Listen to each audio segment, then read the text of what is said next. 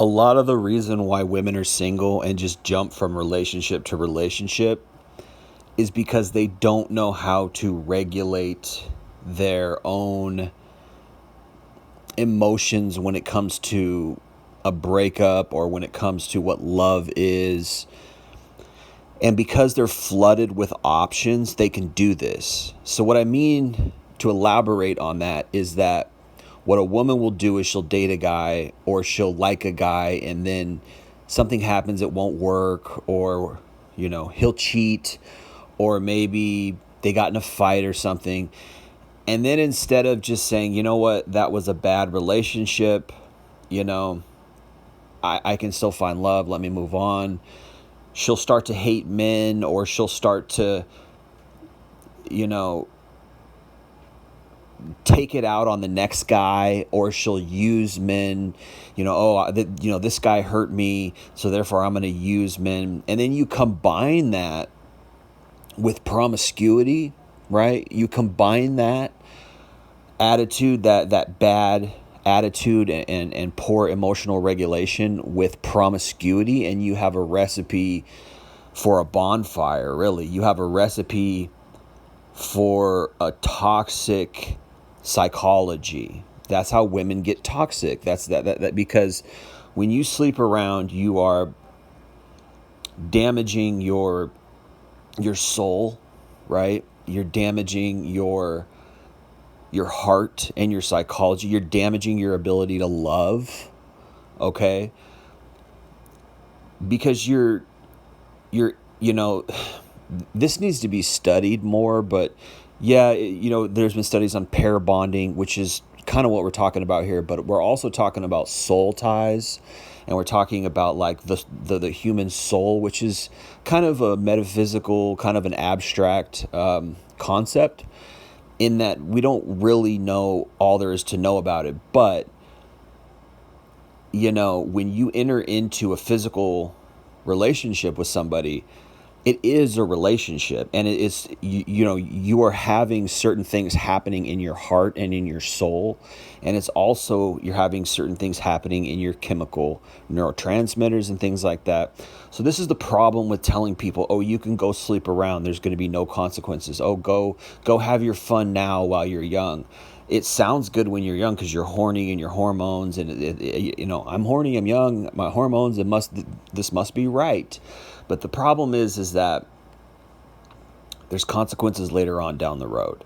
And one of the consequences is that you're damaging your ability to love. It's not just pair bond, it's loving as well. Yes, there's chemical stuff, so it has to do with pair bonding, but it's also your heart. It's a metaphysical thing, right? It's difficult to, when you're, and I think it's worse for women because they're more emotional when it comes to, and I'm just talking from what I've seen, talking from what I've experienced, I'm talking from my lifelong learning. I'm not a woman. I'm not speaking for all women per se. Yes, this is an outsider perspective to a certain extent, because obviously I'm not a woman, but what I see is I see a lot of women who are very toxic and very jaded and very damaged. And you have to wonder, does that ever calm down? What does that look like in 20 years? That's what I want to know. What does that look like when does it go away when you get married? Do you heal when you get married? I don't know. I can't. Is there been a study on it? I don't know, but it's just it's not a good prospect for men. Let's just put it that way. When men are looking for a wife and they see these toxic, jaded, manipulative women who are promiscuous, on top of all that, they're playing games, they have all these crazy standards, and a lot of what women are projecting when it comes to crazy standards and men have to do this, men have to do that, a lot of what they're projecting there is hurt and sadness and anger, because they've been hurt by men. And a lot of it is their fault, because I'm not going to say there's no toxic men out there. Yes, there are toxic men who are manipulators, who are players, who've learned how to be players, learned how to be manipulators, and they hurt women. They play a game and pretend like they love them in order to get sex and things like that, and it works. But on the one hand, on the other hand, you have to question, well, why are women always attracted to that type of guy? And then we do a deep dive, and I would suggest, if you're going to do a deep dive into female nature, I would suggest Hoe Math, Hoe_math, HOE_math. He breaks down female nature probably better than anyone on the planet, better than any red pill content creator I've ever seen. He's got it down to a science. It's like a class. It's like a college course, and it's very simple and very understandable. So he's one of the best, if not the best ever, at this. But women choose those type of guys often, and they chase those type of guys, and you have to wonder what's wrong with women that they would chase those type of guys, and then they get hurt, and then they go through this cycle of, hating men and being mad and angry. So a lot of the standards that women are projecting is kind of like little girl hurt. It's like little girl hurt, right? It's like, well, these guys hurt me, so therefore I'm going to be this tyrant, and because I have this privilege, and because guys want to sleep with me, then I can get away with it, and you better jump through my hoops and my demands. And a lot of the standards that women put out really are not meant for men to live up to. They're actually an excuse for the woman to keep having bad behavior and keep being promiscuous. Because the truth is, it feels good to be promiscuous. Sex feels good, okay? And it's fun for a while, and it feels good, and it's raunchy, and it's naughty. This is why people like porn. It feels good. It's just a fact. It's like, you go to McDonald's and you get a burger, and it's not healthy for you, but it tastes freaking amazing. That's the point of it. It's not healthy, but it tastes amazing. And maybe McDonald's is not the best answer. Maybe Five Guys or whatever, some unhealthy fast food restaurant, right? It's not good for you, but you eat it anyway because it tastes good. So you get this little 5-minute amazing high bombardment of taste buds, right? And then it just becomes fat. It makes you, it's got a bunch of toxins in it, and it makes you unhealthy. That's the whole point of junk food, is it tastes good for that fleeting moment when you eat it. And then for the rest of your life, those toxins are for forever the cycle until your body clears it out, or it goes to your it takes people years to lose weight. And it takes them seconds to gain it, really. Seconds of their day, whatever. You eat an ice cream bar and it's amazing for 5 minutes, but that fat and the sugar, it damages your organs, etc. You get my point, right? It feels good. Sex feels good. But it's not good for you in the long run. So they're putting out this, this facade of like, well, he needs to be amazing if any man wants to win me. And all that really is on the one hand, it's hurt, and it's anger, and it's sadness from all the, from that guy that she loved, from those guys that she loved, however many, there might have been 2 or 3 or 4, until she got jaded. And you'll see it a lot. You'll see these women out on the street, in these street interviews where these guys go out at night when the girls are at the clubs, and they interview women, and they're like, oh, do you have a boyfriend? And they're like, no, he cheated. And, and so they're out trying to find the rebound, or they're out trying to have as much sex as they can until they feel better. And that's a thing. That's a real thing. People are going out there, men and women do it, right? People are going out there, but I would say particularly women. It's easier for women. Men are more on a mission to just get sex in general, right? But for women, the rebound is like, I need to get over my ex. I need to hook up. I need to have somebody tonight so I can feel better and move on. And a lot of times the sex is not even good, or it's gross, or it doesn't feel right or something. I knew a woman who had had a bad breakup and she slept with dozens of guys after that. And she said she was on a tear for like 5 years where she was just sleeping with guy after guy after guy because she had such a bad breakup and a bad relationship that really hurt her and messed her up that she just jumped from guy to guy to guy. And it's very sad, you know. But it was to heal herself because she needed, you know, that temporary quote unquote love or that temporary affection to help her, you know, get over it. You know, that's why they say, oh, well, the best way to get over your ex is to find somebody else, right? Well, a lot of women are out there doing that. They're just jumping from guy to guy. And then there's women who just enjoy sex, who just like being promiscuous.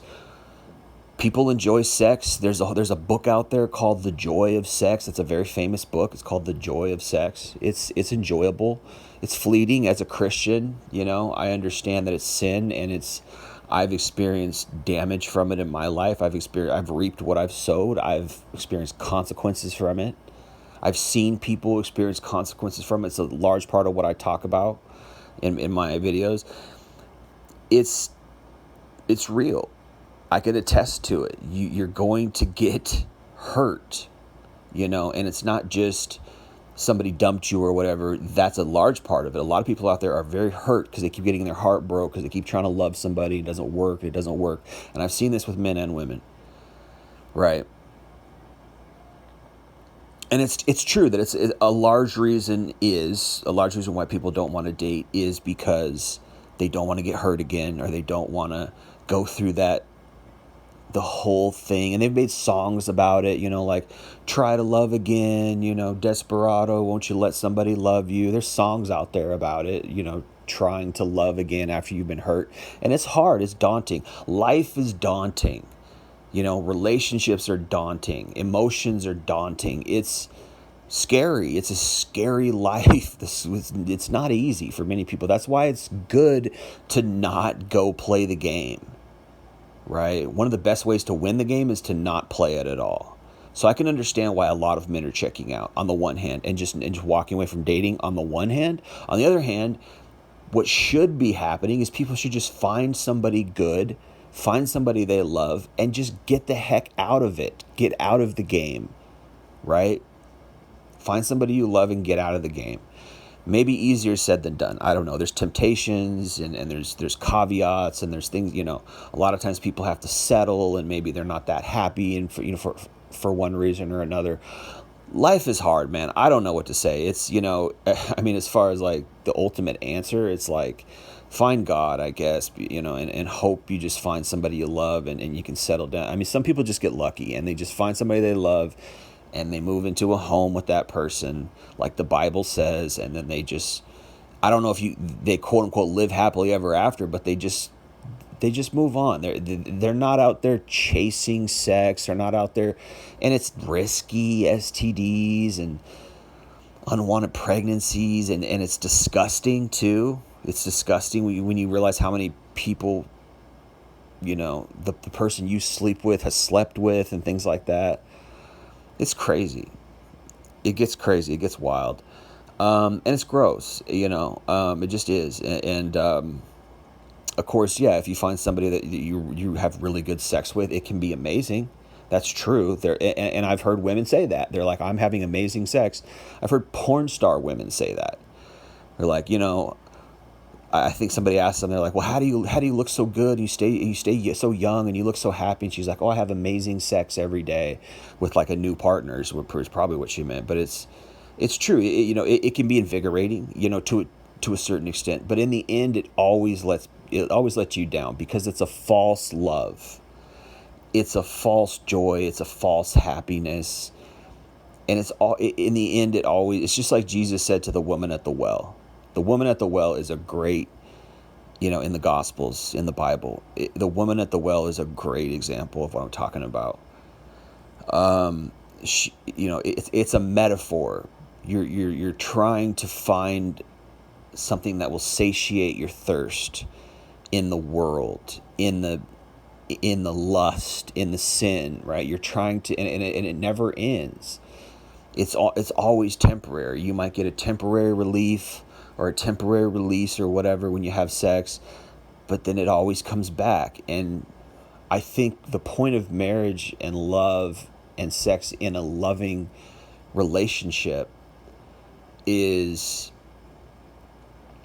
you know, you satisfy that. It's something that's satisfying in the sense that you're not and it's not even to mention how much time people put in. Imagine how much time you got to put in to go clubbing and to go look for a guy and how many games people play, and then you got to be all worried if they're cheating, and you got to, I mean, how much time it makes people look old.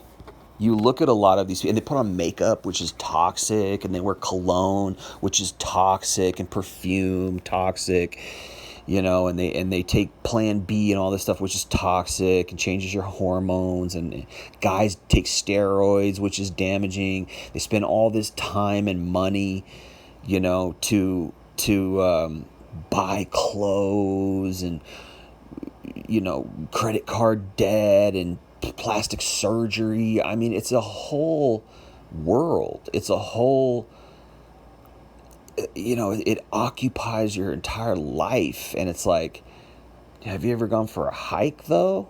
Have you ever gone to an aquarium though? Have you ever, went traveling and really just enjoyed life on a day-to-day basis for a prolonged period of time? I admire those type of people who they don't give a rip about chasing sex or chasing women, or, they're just enjoying the countryside every day, or they're enjoying their hobbies every day. Like, those people are really living the good life. We think celebrities or, the rich people are really, living the good life. Those people are probably miserable because they're caught up in their lusts and their vices and their greed. And, every day it's, anxiety about where my money's going and this and that, and what's this person doing, and, who respects me, and it's just like, my gosh, like, that's not life. You're not living life,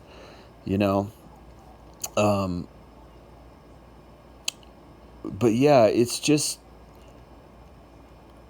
sad, and I see this, and it's like, this is our generation, and it's like,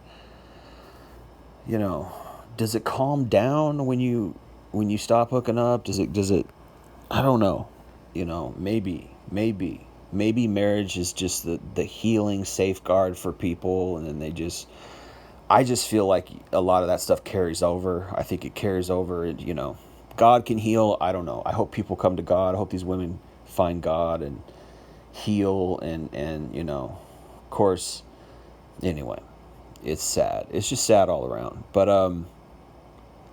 yeah, it's projection, and a lot of it is they don't want to stop sinning. They don't actually want to have a real lifestyle change and settle down with a man.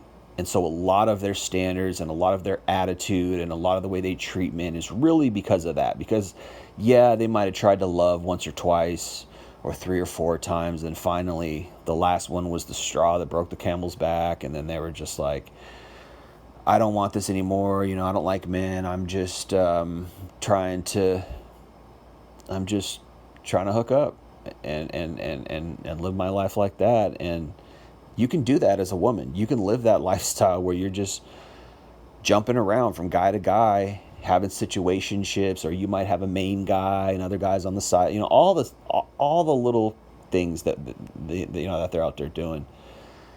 You can do that as a woman. As a guy, not so much. Most men are not good looking enough. They don't have enough game. They don't have enough time. It's time consuming to be a player. It's for women. It's not time consuming, not really, because guys will chase them. Guys are doing most of the effort. All they have to do is sort of navigate through which guys they want, and it's pretty easy for a woman.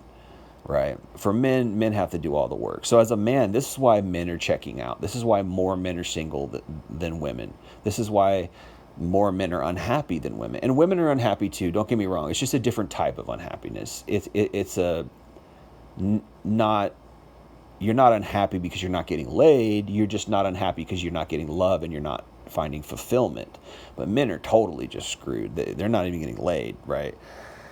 So at least women are getting laid, and then they try to, use that on us. And, oh, you're an incel, and oh, you're pathetic incel, and all this kind of stuff. Yeah. Well, we weren't born lucky, and we're not the gender that can sit back and choose. We have to chase. We have to do the work, and a lot of guys don't have the time.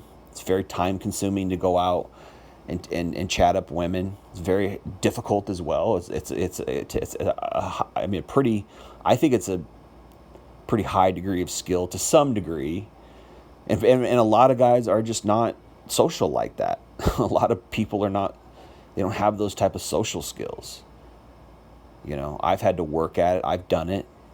It's not easy approaching a stranger in public and hitting on them. It's very difficult to do for most people. It's similar to like public speaking, but maybe even more hard than public speaking, I would say.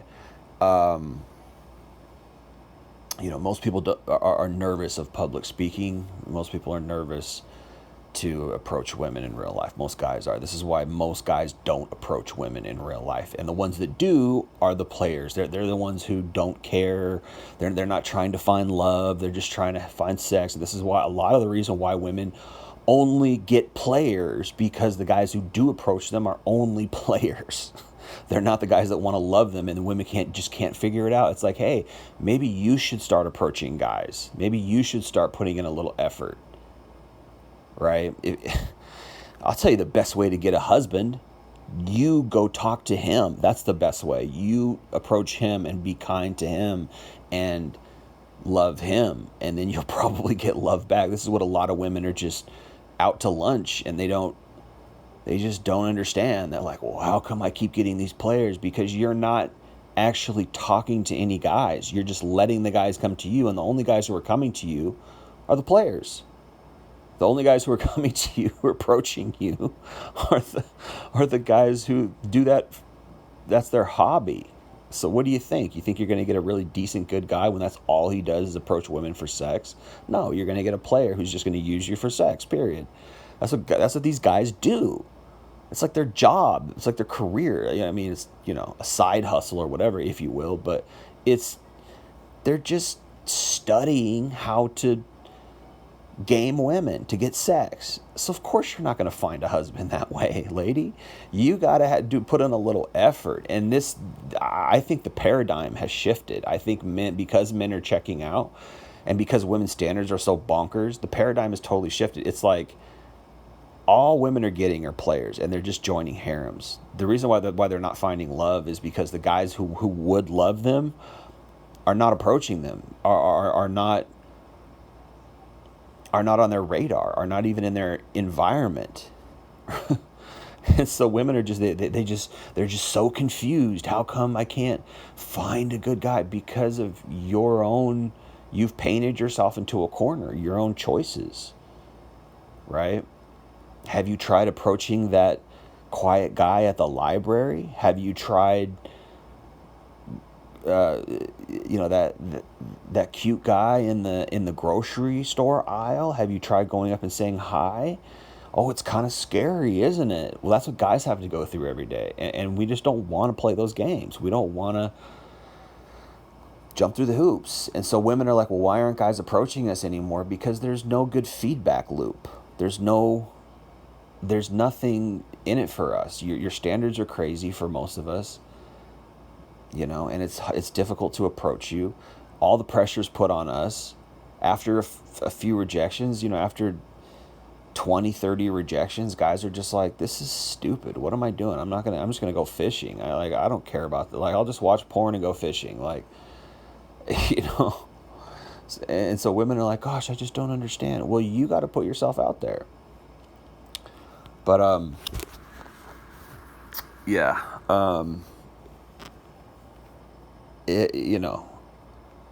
There has to be accountability, and I've been saying this forever. There has to be a wake-up call where they say, you know what, I'm wrong. I need to grow. I need to change the way I'm doing this. I need to look at myself, take accountability for my behavior, and realize that some of the patterns that you've been doing are toxic. Some of the behavioral patterns are toxic, not viable going forward, you know, and damaging to not only you, but to your community, to your family, to everybody around you. Because when you're not succeeding, when you're, you know, when you're not a good person, people around you are going to be affected by that, you know? And that's how it goes. That's how it goes. When you're not succeeding, people around you are going to be affected by your lack of success to whatever degree. I mean, they're going to still love you. And it's more than just your family. Like your family's going to love you regardless. But I'm talking about like your community, because, you know, if we want good, loving communities, then we need good, loving families with good, loving children. And if women are out here just being selfish and being promiscuous, they're not going to be in good, loving families. And so this is going to affect our country going forward. So we all have to self-correct. Men and women do too, you know. But we have to admit, if there's an imbalance, if there's something wrong, guys are playing their part, you know, they're going out and working, you know, they're trying to provide. Where are the wives for these guys? Where's the support? Where's the love for those guys? And do they deserve promiscuous women? Do they deserve women who've been used up and who are jaded and toxic and things like that? Is that what they deserve? I think they deserve better.